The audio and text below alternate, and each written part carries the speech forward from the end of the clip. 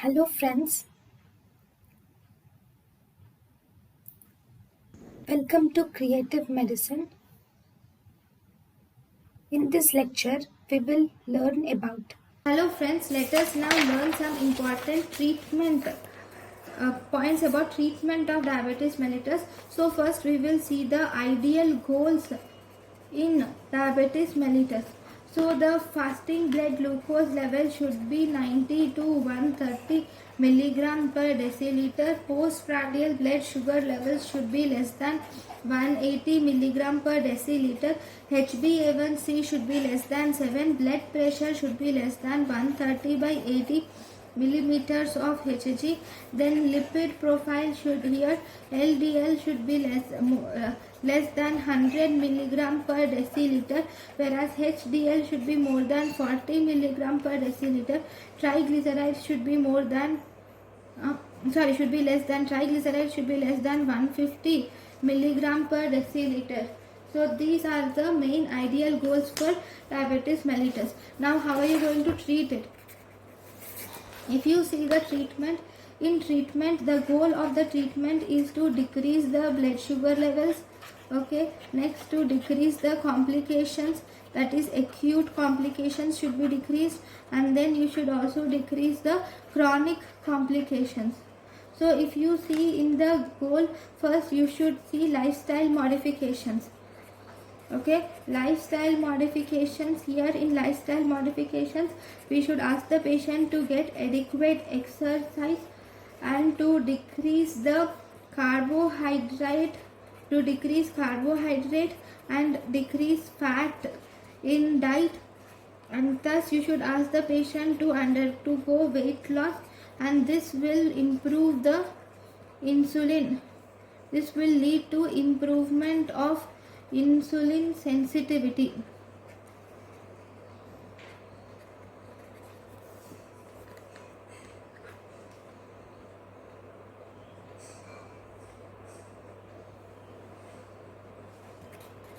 If there is decrease in 4 to 7% of body fat, this will result in significant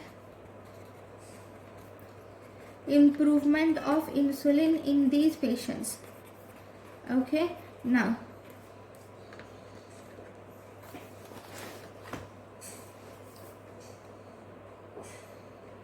so after exercise and all this, in spite of this also, if HbA1c level is not less than 7%, then you should start the patient on drug therapy.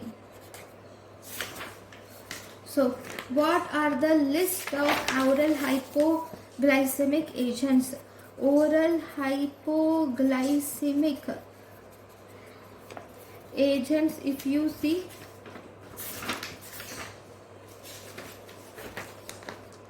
oral hypoglycemic agents include sulfonylureas, biguanides.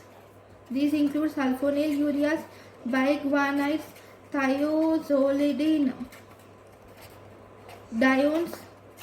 Okay, then we have alpha glucosidase inhibitors. Then these also include meglitidine. Then these include GLP-1 activators subcutaneously and DPP-4 inhibitors. Then these include amylin analogs, and these include bromocriptine. So these are the oral hypoglycemic agents. So then now let us learn some important points about metformin. Metformin is actually the drug of choice, and it does not cause, this metformin does not cause hypoglycemia. This metformin will result in weight loss, and it is contraindicated in renal failure. Even after giving metformin, if blood glucose levels is not controlled, then you should give sulfonylureas. Sulfonylureas are tried. These sulfonylureas are two types. They are first generation sulfonylureas or second generation sulfonylureas. First generation sulfonylureas include tolbutamide, chlorpropamide. These are actually not used now because of hypoglycemia. These are not used, whereas there are second generation sulfonylureas, like we have glimepiride and we have glibenclamide. This glimepiride and glibenclamide can be used now. So then glimepiride and glibenclamide, these are actually used now. So what are the side effects of sulfonylureas? The sulfonylureas will result in hypoglycemia and they will also cause weight gain. Then even after giving sulfonylureas and metformin, if there is no use, then if there is no control, even still, then you should give the next drug, which is you will have to add metformin plus sulfonylureas, and to this you will add a third drug, which is glitazone. What is this glitazone? It is a dioglitazone. Glitazone is dioglitazone. So now what are the side effects of this dioglitazone? This dioglitazone will cause side effect like it causes fluid retention, and it is never given in congestive heart failure. Okay, then which type of, one more glitazone, if you see, this pioglitazone is associated with urinary bladder carcinoma. Okay, then if the metformin cannot be used,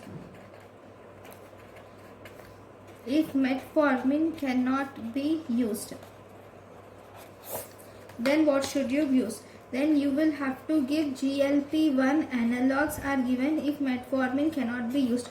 Like we can use the drugs like exenatide or liraglutide are used. These are given as injections. Okay, what does these do? These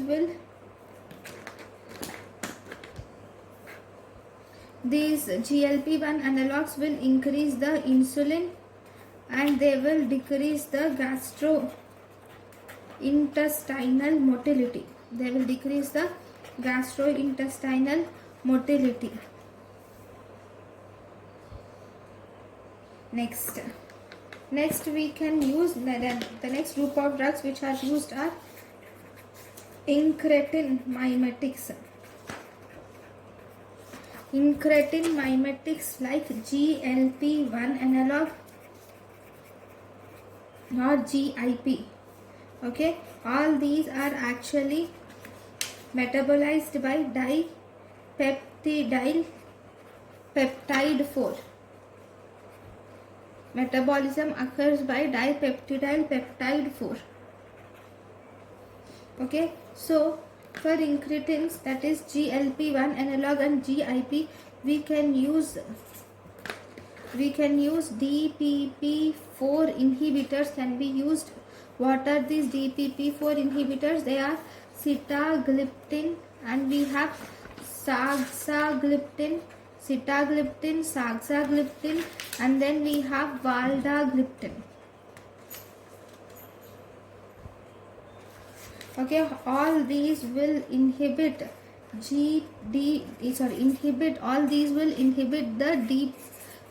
dipeptidyl peptidase, and as a result this GLP-1 analog GIP are inhibited. So as a result, so the blood glucose level is controlled. But even after starting with this also, if there is no glucose control, then you will have to start the patient on insulin. So in the insulin you will have to give 50% long acting insulin, and we have to give 50% short acting insulin. Okay, so all these drugs are given only if insulin is not used. Okay, only if metformin is not used. So there are two pathways. One, if metformin, for which metformin is the drug of choice, so this is one pathway. Either this should be followed by the patient, or the second, if metformin cannot be used, this is the second pathway. Either this should be followed by the patient. So I will write the analog. So if you see the analog, first metformin should be started. If there is no control, then you should add sulfonylureas. If there is no control, then you should add glitazone. If there is no control with this, then you should start the patient on insulin. If metformin is contraindicated,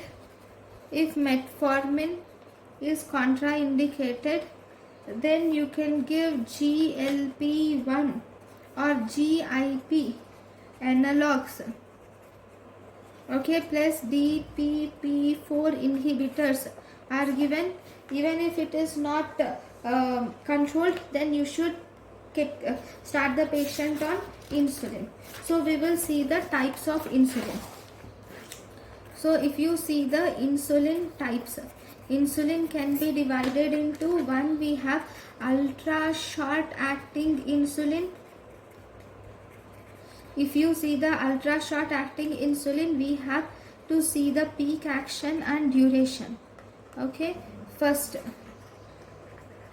in ultra short acting insulin, Lispro, it is peak action is 30 to 60 minutes and duration is 4 to 6 hours, whereas Aspart peak action is 20 to 30 minutes and duration is 3 to 5 hours. Okay, then we have rapid acting insulin. Okay, in rapid acting insulin we have regular insulin, which is 2 to 4 hours is peak action and duration is 6 to 8 hours. Then we have semi-lente insulin. In semi-lente insulin, peak action is 2 to 6 hours and duration is 10 to 12 hours. Then we have intermediate insulin. Okay, in the intermediate insulin we have NPH can be given, which is peak action is 6 to 12 hours and duration is 12 to 18 hours is the duration. Then we have lente insulin, which is 6 to 12 hours is peak action and 12 to 18 hours is the duration. Then we have long acting insulin. In the long acting insulin, this includes one, we have glargine, which is 2 hours is the peak action, 24 hours duration, and we have Levemir, which is peak action is 18 to 24 hours and duration is 36 hours. Okay, so this is about the indication in the insulin types. Now, what are the indications of insulin in type 2 diabetes mellitus? What are the indications of insulin in type 2 diabetes mellitus? Insulin is given in type 2 diabetes mellitus if the individual is lean individual or in renal or hepatic disease. Okay, in renal or hepatic disease, or if the patient is hospitalized, or if the patient is severely ill, then we should start the patient on insulin. If the patient is pregnant, or in primary or secondary oral hypoglycemic failure, when there is primary or secondary oral hypoglycemic failure, then you should start the patient on insulin.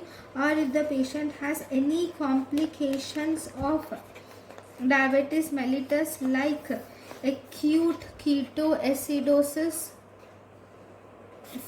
diabetic ketoacidosis, or if the patient has hyperosmolar non-ketotic coma, then you should put the patient on diabetes mellitus, insulin.